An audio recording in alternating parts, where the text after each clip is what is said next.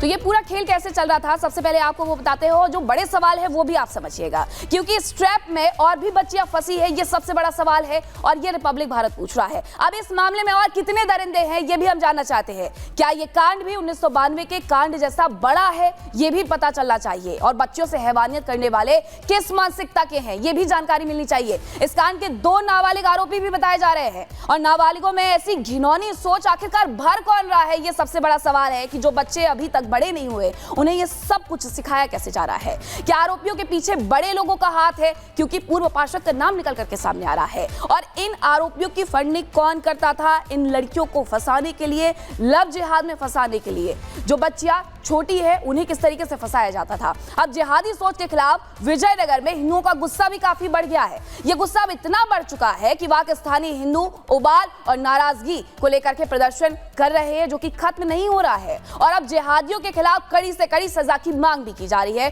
पूरी रिपोर्ट में देखिए कि आखिरकार किस तरीके से अजमेर में यह बवाल बरपा है।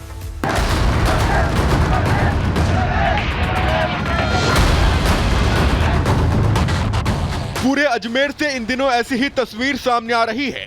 सड़क से लेकर कोर्ट की चौखट तक लोगों का गुस्सा फूट पड़ा है। ये नाराजगी और प्रदर्शन उन हिंदू बच्चियों को न्याय दिलाने के लिए है जिन्हें कुछ कट्टरपंथियों ने अपनी जिहादी साजिश का शिकार बनाया।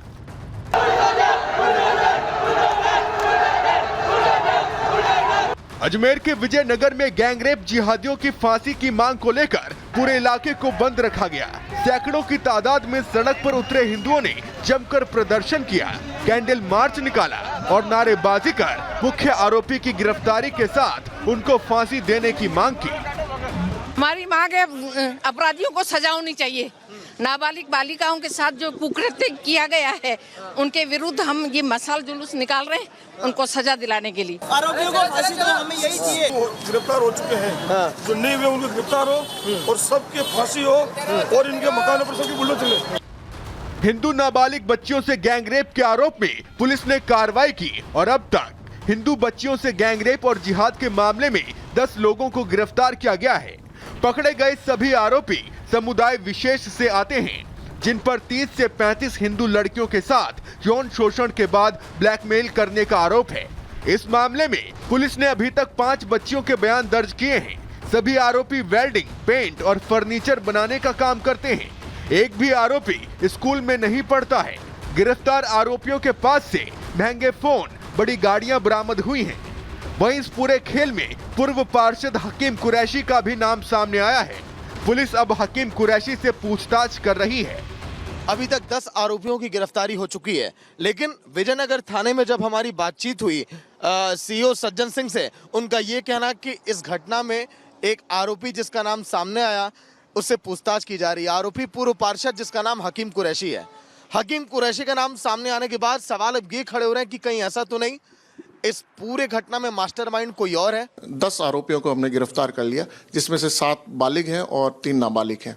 उन अपराधियों से जिस जिस स्थान की हमें तस्दीक करवानी थी उन तस्दीक हो चुके कई स्थानों की। हम इस हर पहलू पर जहां पर ये लग सकता है कि इसका चयन कहां तक जारी है, वो अंतिम परिणति तक पहुंचाने के लिए जो जो हमारे पास साक्ष्य उपलब्ध है और जो हम ला सकते हैं उसका प्रयास किया जा रहा है। राजस्थान में माननीय मुख्यमंत्री भजन लाल जी की सरकार है।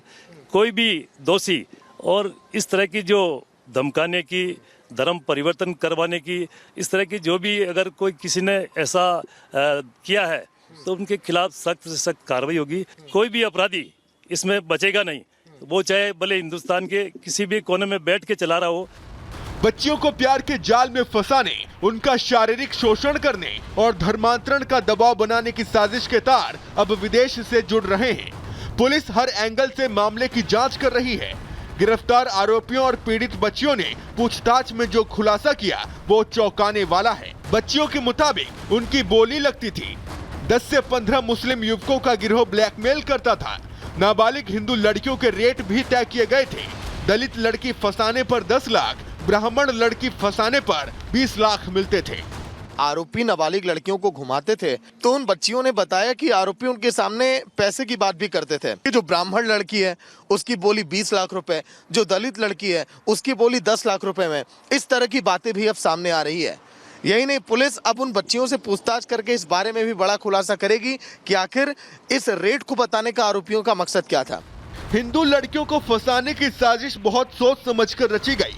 कट्टरपंथियों ने एक ही स्कूल की छात्राओं को निशाना बनाया, उन्हें बहला फुसलाकर एक कैफे में बुलाया जाता था, फिर उनके साथ की जाती थी अश्लील हरकत।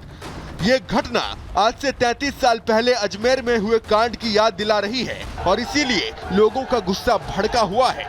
Bureau report, Republic Bharat. तो 30 से ज्यादा लड़कियों से धोखाधड़ी की गई है। रेट फिक्स किए जा रहे थे कि अगर दलित लड़की है तो 10 लाख रुपए मिलेंगे और ब्राह्मण लड़की को फंसाया गया है तो 20 लाख रुपए मिलेंगे। अब इस सबके पीछे आखिरकार कौन है, सरगना कौन है, ये सवाल। ये वो चेहरे हैं जो ये पूरा खेल रच रहे थे। इनका नाम रेहान, सोहेल, लुकमान, अरमान, साहिल और इन्हीं लोगों की गिरफ्तारी भी हुई है। 10 लोगों की गिरफ्तारी हुई है। अब इन सबसे पूछताछ हो रही है कि आखिरकार इस पूरी गैंग को पैसे कौन देता था, किस तरीके से फंडिंग की जाती थी। जो 33 साल पहले अजमेर में हुआ था, क्यों उसे दोहराने की कोशिश की जा रही थी। और ग्राउंड जीरो पर हमारे सहयोगी सागर लगातार बने हुए हैं। सागर का रुख करेंगे। सागर, जो आक्रोश है वो देखने को मिल रहा है, लेकिन पुलिस को अभी तक कितनी सफलता मिली है? आप पुलिस स्टेशन के बाहर ही मौजूद हैं, जरा पूछिएगा कि क्या 10 लोगों के अलावा भी कोई और गैंग है जो इन्हें पैसे दे रहा था? देखिए मीनाक्षी, बिल्कुल अगर हम बात करें तो इस मामले में बड़ा एक्शन तो लिया जा रहा है, लेकिन अभी लोगों का ये कहना कि कार्रवाई जो हो रही है उससे संतुष्ट हो नहीं है। इस समय देखिए विजयनगर थाने के बाहर ही हम खड़े हैं। अभी भी इस थाने के अंदर पूर्व पार्षद हकीम कुरैशी, जिससे पूछताछ लगातार जारी है, क्योंकि हकीम कुरैशी कहा जा रहा है उसका कनेक्शन जो है आरोपियों से कहीं गहरा हो सकता है। लोग ये भी बता रहे हैं कि जो आरोपी पकड़े गए हैं 10, हो सकता है कि उन्हें फंडिंग भी यही मुहैया करा रहा हो।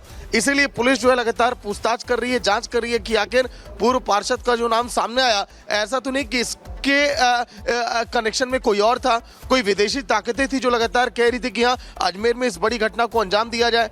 क्योंकि आज सुबह जो एक बड़ी बात सामने निकल कर आ रही है कि जो बच्चियां हैं उनके कॉपियों में, उनके किताब में वो कई जगहों पर कमला लिखा हुआ है और जो है वो कलमा जो है पढ़ा करती थी।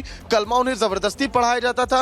आरोपी जो है लगातार उन्हें धर्म परिवर्तन का दबाव बना रहे थे, ब्लैकमेल करते थे उनके साथ यौन शोषण करने के बाद। और यही नहीं, आरोपी जो है ये भी कहते थे कि इस वीडियो को और हम आपको ब्लैकमेल करना छोड़ देंगे अगर आप और लड़कियों को फंसाओगी हमारे जाल में। इसीलिए देखिए अभी तक केवल 5 लड़कियों का नाम सामने आया, लेकिन अब जो है आगे अगर खुलासा हुआ तो देखिए 30 से 35 नाम अभी सामने आ सकते हैं। और वो कौन कौन से नाम है देखिए, ये जो है अब कहा जा रहा है कि इसमें कई बड़े नाम भी शामिल हो सकते हैं। हो सकता है कि इसलिए भी इस पूरे मामले पर सभी की नजर है, क्योंकि अजमेर जो है 1992 में जो घटना हुई थी, जिस तरह से लड़कियों का रेप किया गया, उन्हें ब्लैकमेल किया गया और कई लोगों ने एक साथ देखिए उनका जो रेप किया, उसी तरह से इसके भी तार मिलते जुलते दिखाई दे रहे हैं। मीनाक्षी, आज भी विजयनगर में 1-2 जगहों पर देखिए बाजार बंद है। आज 48 घंटे का शाम को देखने को मिल ही रहा है और उसके साथ सागर ये भी देखने को मिल रहा है कि वहाँ के लोगों में खासी नाराजगी है।